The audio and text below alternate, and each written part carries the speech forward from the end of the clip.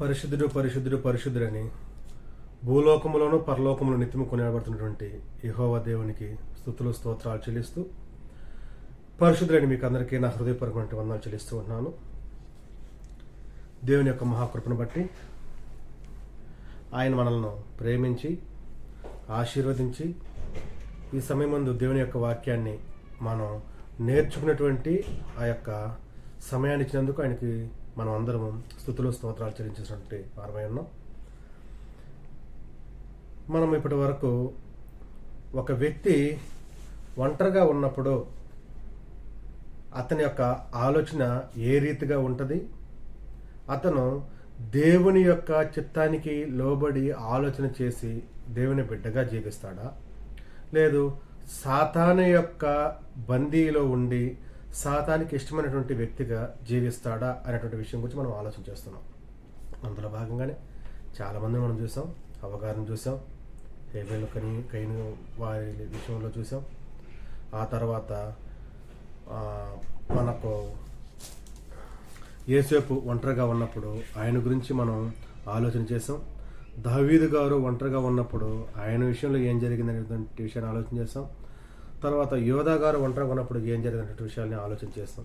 అయితే ఈ సమయమందు ఒంటరితనం అనేది ఒక మనిషికే కాదు, కానీ మన క్రీస్తు ప్రభువారు కూడా ఒంటరితనంగా ఉన్నారు. అయితే ఒంటరిగా ఉన్నప్పుడు క్రీస్తు ప్రభువారు ఏం చేశారు? సాతానికి లోబడి ఉన్నారా, లేదా దేవునికి లోబడి ప్రభువారు ఉన్నారా అనేటువంటి విషయాన్ని ఈ సమయంలో మనం ఆలోచించేద్దాం. ఎందుకంటే మనుషులు ఏ రీతిగా ఆలోచన చేస్తారు, దేవాది దేవుని కుమారుడు క్రీస్తు ప్రభువారు ఏ రీతిగా ఆలోచన చేస్తారు అనే విషయాన్ని ఈ సమయం ముందు మనం నేర్చుకోవాల్సిన అవసరం ఎంతైనా ఉంది. ఎందుకని మనం ఆలోచన చేస్తే ఆయన దేవుని కుమారుడై ఉండి ఒంటరిగా ఉన్నప్పుడు ఆయన యొక్క ఆలోచన ఏ విధంగా ఉంది?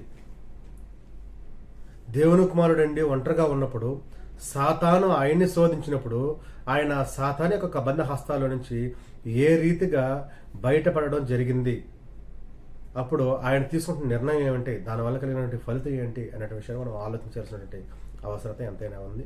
ఆ యొక్క విషయాన్ని గురించి పరిశుద్ధ గ్రంథంలో మనం వాక్యం చదువుకుంటూ ఆలోచించేద్దాం. మత్తయి సువార్త 4వ అధ్యాయం 1వ వచనం నుంచి నేను చదువుతున్నాను, చూడండి. అప్పుడు యేసు అపవాది చేత శోధించబడుటకు ఆత్మ వలన అరణ్యంలోనికి కొనిపోబడెను.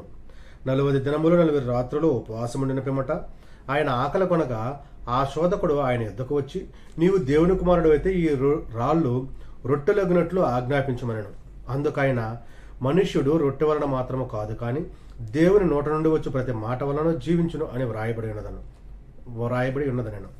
అంతటి అపవాది పరిశుద్ధ పట్టణమునకు ఆయనను తీసుకొని పోయి దేవాలయము శిఖరమును ఆయన నిలవబెట్టి, నీవు దేవుని కుమారుడవైతే క్రిందికి దుముకుము, ఆయన నిన్ను గూర్చి తన దూతలకు ఆజ్ఞాపించును, నీ పాదం ఎప్పుడైనాను రాతికి తగలకుండా వారు నిన్ను చేతులతో ఎత్తుకుందరు అని వ్రాయబడి ఉన్నదని ఆయనతో చెప్పెను. అందుకు యేసు, ప్రభువైన నీ దేవుని నీవు శోధింపవలదని మరి ఒక చోట వ్రాయబడి ఉన్నదని వానితో చెప్పెను. మరలా అతడు అపవాది మిగుల ఎత్తైన ఒక కొండ మీదకి ఆయనను తోడుకొని పోయి ఈ లోక రాజ్యములన్నిటినీ వాటి మహిమను ఆయనకు చూపించి, నీవు సాగిలపడి నాకు నమస్కారం చేసినట్లా వీటన్నింటినీ నీకు ఇచ్చిదనని ఆయనతో చెప్పగా. ప్రియమైనటువంటి నా సహోదరి సహోదరులారా, ఇక్కడ చదవబడినటువంటి ఈ యొక్క మత్తయి సువార్త 4వ అధ్యాయం 1వ వచనం నుంచి మనం చదువుకుంటూ వచ్చాం. 9 వచనాల వరకు చదివాం. 10వ వచనాన్ని 11వ వచనం ఇంకా చదవలేదు. ఈ యొక్క 9 వచనాల్లో మనం ఆలోచన చేస్తే యేసు క్రీస్తు ప్రభువారిని సాతాను పట్టుకున్నారు. ఆ యొక్క సమయంలో ప్రభువారు మనుషులతో ఉన్నట్టు కానీ, లేదా జనాంగముతో ఉన్నట్టు కానీ, మరి ఒకరితో ఉన్నట్టుగా మనకు ఇక్కడ తెలియపరచబడలేదు. కాబట్టి మనం ఆయన ఒంటరిగా ఉన్నప్పుడు సాతాను శోధించింది అని ఆలోచన చేస్తూ ఈ యొక్క విషయాన్ని మీకు తెలియజేస్తూ ఉంటున్నాను. ప్రియమైనటువంటి సహోదరి సహోదరులారా, సాతాను క్రీస్తు ప్రభువారిని శోధించడానికి తీసుకెళ్ళింది. ఒంటరిగా ఉన్నప్పుడు మనుషుడైతే పరిపరి విధాలుగా ఆలోచన చేసి శోధనలో పడతాడు. కానీ ఇక్కడ దేవుని కుమారుడు క్రీస్తు వారు శోధింపబడడానికి సాతాను చేత కొనుక్కోబడ్డాడు. ఈ రెండు తేడా ఉంది. మనకై మనం శోధన తెచ్చుకోవడం వేరు, శోధన రావడం వేరు. దాన్ని ఆలోచన ఎలా చెప్పాలంటే, జనరల్గా అందరూ బైకులు తోలుతున్నప్పుడు, కార్లు తోలుతూ ఉన్నప్పుడు వెళ్తూ ఉన్నప్పుడు మనకు తెలియకుండా యాక్సిడెంట్ జరగడం, ఏవైనా అడ్డం రావడం, పడిపోవడం జరుగుతుంది. అది మనకు తెలియకుండా జరిగేది. కానీ మనమే వెళ్ళి వేరొక వాహనాన్ని గుద్దుకుంటే అది మన ఇష్టంగా మనం చేసేది. దాన్ని మనం ఏ విధంగా వర్ణించాలంటే, జనరల్ వర్డ్తో మాట్లాడుతాను, కొవ్వు బట్టి వెళ్ళి గుద్దుకున్నాడు అంటారు. తెలియకుండా జరిగింది అనుకోండి, యాక్సిడెంట్ జరిగింది, అతనికి తెలియలేదు అంటారు. ఈ తేడా మనం ఇక్కడ గమనించాలి. మనుషులు ఒంటరిగా ఉన్నప్పుడు వాళ్ళు ఆలోచన చేసేది శోధనలో పడడానికి ఆలోచన చేస్తారు, సాతానుకు లోబడడానికి ఆలోచన చేస్తారు, పాపము కొని తెచ్చుకోవడానికి ఆలోచన చేస్తారు. వారిని మనం చూసాం. అయితే ప్రభువారు పాపము కొని తెచ్చుకోలేదు, పాపములో పడడానికి ఒంటరిగా లేడు, ఒంటరిగా ఉన్నప్పుడు పాపంలో పడాలని ఆలోచన చేయలేదు. కానీ సాతాను ప్రభు ఒంటరిగా ఉన్నప్పుడు పట్టుకుందాం, శోధిద్దాం, ఇతను ఏ రీతిగా ఆ యొక్క శోధనలో నిలబడతాడు అని ఆలోచన చేసి దేవుడైనటువంటి క్రీస్తు ప్రభువారిని పట్టుకోవడం జరిగింది. అతన్ని శోధింపాలని సాతాను ఆలోచన చేసి ఆత్మ వలన అరణ్యంలోనికి కొనుకోబడిను. 40 రాత్రులు 40 దినముల ఉపవాసముండిన పిమ్మట ఆయన ఆకలి కొనగా.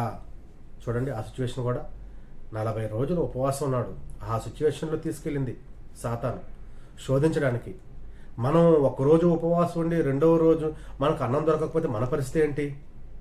మనం ఎలా ఆలోచన చేస్తాం? వెంటనే మనం మనకు భోజనం దొరికినప్పుడు ఎలా ఆలోచన చేస్తాం? 2 రోజులు 3 రోజులు 4 రోజులు అసలు ఆకలితోనే ఉన్నాం, మనకు భోజనమే దొరకలేదు. ఒక్కసారిగా భోజనం దొరికింది. నువ్వు ఈ తప్పు చేస్తే, ఈ పాపం చేస్తే ఆ భోజనం నీకు ఇస్తాను, నువ్వు తినొచ్చు, నువ్వు ఆరోగ్యంగా కోలుకోవచ్చు, మరలా మీకు భోజనం ఇస్తాను, నువ్వు బలపడచ్చు అని ఇతరులు మనకు తెలియజేస్తే మనం తప్పు చేయడానికి సందేహించకుండా తప్పు చేస్తామా? లోబడతామా? లేదు ప్రభు వారిలాగా ఆలోచన చేస్తామా? చదువుకుందాం మనం. ఆ శోధకుడు ఆయన ఎద్దకు వచ్చి, నీవు దేవుని కుమారుడు అయితే ఈ రాళ్ళు రొట్టెలెగినట్లు ఆజ్ఞాపించమనను. చూసారా, 40 రోజులు ఉపవాసం నాడు ప్రభువారు, పగలో రాత్రి తేడా లేకుండా. సాతాను కొనిపోయాడు శోధించడానికి. అప్పుడు నువ్వు దేవుని కుమారుడు అయితే ఈ రాళ్ళని రొట్టెలు ఎగినట్లుగా చెయ్యి. ఏమండి, దీని తర్వాత జరిగిన విషయాలు మనకు తెలియదా? ఆయన ఎంత శక్తిమంతుడో మనకు తెలియదా? రొట్టెలు, చేపలు, 5 రొట్టెలు 2 చేపలు 5,000 మంది మనుషులకు పంచిపెట్టాడు. మనుషులు మాత్రమే కాదు, పురుషులు, స్త్రీలు ఎక్కువ మంది ఉన్నారు, పిల్లలు ఎక్కువ మంది ఉన్నారు, వృద్ధాప్యంలో ఉన్నటువంటి వారు ఉన్నారు. వీరందరూ కలిపితే ఇంకా ఎక్కువ మంది ఉంటారు. 5,000 అంటే మనం జనరల్గా ఆలోచించేద్దాం. ఈ దినాల్లో దేవుని సంఘానికి ఎంతమంది వస్తారు? ఎవరు వస్తారు దేవుని సన్నిధికి ఎక్కువగా అంటే? స్త్రీలు ఎక్కువగా వస్తారు, పురుషులు తక్కువగా ఉంటారు. ఇది ఎక్కడి నుంచి వచ్చింది? ఆనాటి కాలం నుంచే. లేదు దానికి మనం ఆపాదిస్తే అప్పుడు కూడా పురుషుల కంటే స్త్రీలు ఎక్కువ మంది వచ్చి ఉంటారు అనుకోవాలి. అప్పుడు పురుషులే 5,000 మంది అంటే స్త్రీలు ఇంకా ఎక్కువ మంది. ఒకవేళ 1000 మంది ఉండొచ్చు, 5,000 మంది ఉండొచ్చు, మళ్ళీ పిల్లలు ఉన్నారు, వృద్ధాప్యులు ఉన్నవారు ఉన్నారు. వీరందరినీ తీసుకుంటే 10,000 12,000 కూడా ఉండొచ్చు, మనకు తెలియదు లెక్క. కాకపోతే మనం పరిస్థితిని బట్టి ఆలోచన చేస్తున్నాం. అంతమందికి 2 చేపల 5 రొట్టెలు పంచిపెట్టగలిగిన దేవుడు తన ఆకలి తీర్చుకోడా? రాళ్ళని రొట్టెలు చేయలేడా?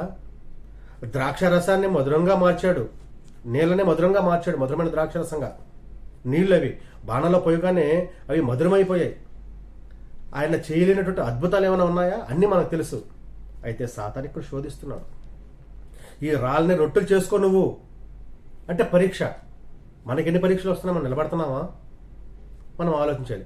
అప్పుడు ప్రభు వారు ఏమన్నారంటే, మనుషుడు రొట్టె వలన మాత్రమే కాదు కానీ దేవుని నోటి నుండి వచ్చి ప్రతి మాట వలన జీవించబడను.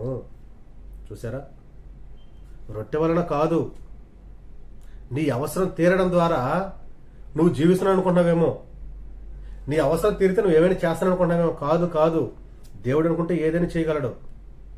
నోటి మాట, దేవుని నోటి నుండి వచ్చేటువంటి మాట వల్ల జీవించును. ప్రేమైనటువంటి వారులారా, మనం ఆలోచించాలి. తర్వాత చదువుకుందాం. ఆ తర్వాత మరలా ఎత్తైనటువంటి పట్టణం మీద తీసుకెళ్లాడు, దేవాలయ శిఖరాన్ని ఆయన నిలబెట్టాడు. నీవు దేవుడు కుమారుడు అయితే కిందకు దూకు, దేవదూతలు నీ పాదాలకు ఏమీ రాయి తగలకుండా నిన్ను పట్టుకుంటారు. చూసారా ఎన్ని శోధనలు! ప్రభువారు ఉపవాసం ఉన్నారు, 1 రోజు కాదు 40 రోజులు. రాత్రి పగలు. ఆ తరువాత ఆ సమయంలో అతను శోధనకు గురయ్యాడు. శోధనకు గురవడమే కాకుండా రాళ్ళ రొట్టెలు చేసుకోమన్నాడు. అంత మాత్రమే కాకుండా దేవాలయ శిఖరం మీద తీసుకుని అక్కడి నుంచి దూకి నీ యొక్క దేవతలు నిన్ను పట్టుకుంటారు రాయి తగలకుండా. ఎన్ని పరీక్షలండి నా ప్రియమైనటువంటి సహోదరి సహోదరులారా. ఈనాడు నువ్వు ఒంటరిగా ఉన్నప్పుడు నీకు ఒక్క పరీక్ష ఎదురైతే, లేదా తప్పు చేయడానికి ఒక్క అవకాశం వస్తే, లేదా నీ మనసులో చిన్న చెడు ఆలోచన ప్రారంభమైతే అది 30 60 100 పెరుగుతూ ఉందా, లేదా దేవుడి యొక్క మహాకృపను బట్టి నా దేవుడు ఉన్నాడు అలాంటి ఆలోచన నాకు రాకూడదని నిన్ను నువ్వు కంట్రోల్ చేసుకొని దేవునికి లోబడుతున్నావా, సాతాన్ని దూరపరిచి ఆలోచించేద్దాం. ప్రియమైనటువంటి వారలారా, ఇక్కడ ప్రభువారైతే ఏం చెప్తున్నారు చూడండి. ప్రభువైన నీ దేవునికి మొక్కి, ప్రభువైన క్షమించండి చదువుతున్నా చూడండి 7వ వచనం. ప్రభువైన నీ దేవుని నీవు శోధింపవలదని మరొక చోట వ్రాయబడి ఉండదు మనతో చెప్పాను. ఆ తర్వాత ఆ కొండ మీదకి క్షమించండి మిగులు ఎత్తైన ఇంకో కొండ మీదకి తీసుకొని పోయి ఈ లోక రాజ్యాలని వాటి మహిమని ఆయనకు చూపించి నీవు సాగిలిపడి నాకు నమస్కారం చేస్తే వీటన్నిటిని నీకు ఇచ్చేస్తాను. చూసారా సాతాను యొక్క మనస్సు. సాతాను విర్రవీగిపోతున్నాడు. కొండ మీదకి తీసుకెళ్ళాడు, ఎత్తైన కొండ మీదకి. మనం ఎత్తైన శిఖరం అంటే ఏదంటాం, ఎవరెస్ట్ శిఖరం అంటాం. ఒకవేళ అంత ఎత్తేమో తీసుకెళ్ళి ఒక లోకాన్ని లోక మహిమని రాజ్యాన్ని మొత్తం చూపించాడు. నువ్వు నాకు మొక్కావనుకో ఇదిగో వీటన్నిటిని నీకు ఇచ్చేస్తాను. ఒకవేళ సాతాన్ని నా విధంగా శోధిస్తున్నాడా ప్రియమైనటువంటి వారలారా? నువ్వు ఒంటరిగా ఉన్నప్పుడు ఇదిగో ఒక పాపపు కార్యము చేయడానికి దానివల్ల నీకు సంతోషం ఇస్తానని ప్రేరేపిస్తున్నాడా? ఈ చెడ్డ పని చేస్తే నీకు ఇదిగో ఇది వస్తుందని ప్రేరేపిస్తున్నాడా? దానివల్ల నువ్వు సంతోషంగా ఉంటావని నిన్ను ప్రేరేపిస్తున్నాడా? పాపం చేస్తే నువ్వు పరిశుద్ధంగా కాదు, నీకు నచ్చినట్టు గొప్పగా అవ్వక చెప్పినట్టుగా అలా నువ్వు గొప్పగా ఉంటావని అట్లనే ప్రేరేపిస్తున్నాడా?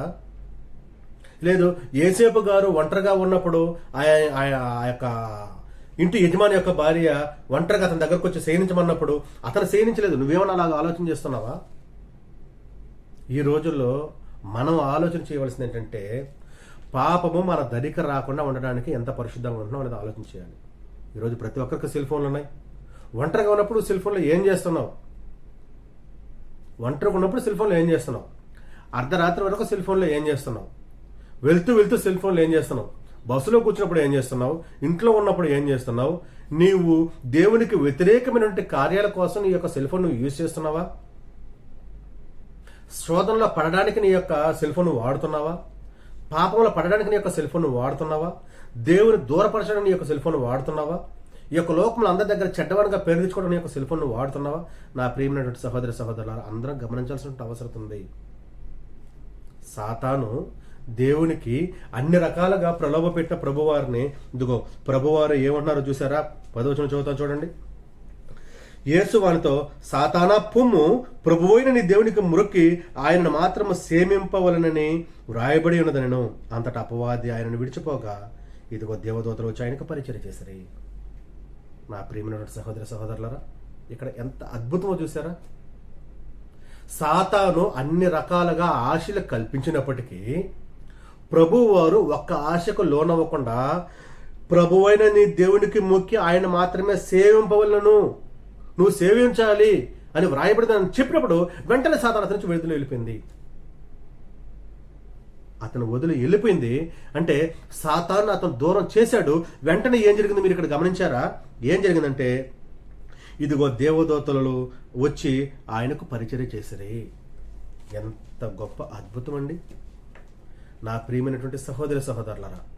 ఈనాడు నువ్వు నేను మనము ఈ యొక్క లోకంలో నుండి ప్రతి ఒక్కరు కూడా మనకు ఒక శోధన కలిగినప్పుడు, ఒంటరిగా ఉన్నప్పుడు, ఒక చెడు అవకాశం వచ్చినప్పుడు, ఒంటరిగా ఉన్నప్పుడు, చెడు తలంపు వచ్చినప్పుడు, ఒంటరిగా ఉన్నప్పుడు, చెడు స్నేహం చేయాలనిపించినప్పుడు, ఒంటరిగా ఉన్నప్పుడు పాపం నిన్ను పురుకొలిపినప్పుడు, ఒంటరిగా ఉన్నప్పుడు నిన్ను లోపల పడవేయాలని సాతాను చూసినప్పుడు, ఒంటరిగా ఉన్నప్పుడు నీ పరువు పోగొట్టాలని సాతాను చూసినప్పుడు ఇదిగో నువ్వు ఎప్పుడైతే ఆ యొక్క సాతాన్ని నుంచి దూరం చేస్తావో వెంటనే నీకు మేలు కలుగుతాది. ఇదిగో ప్రభువారికి దేవదూతలు పరిచయం చేసినట్టు అదే దేవదూతలు మనకు సహాయం చేస్తారు.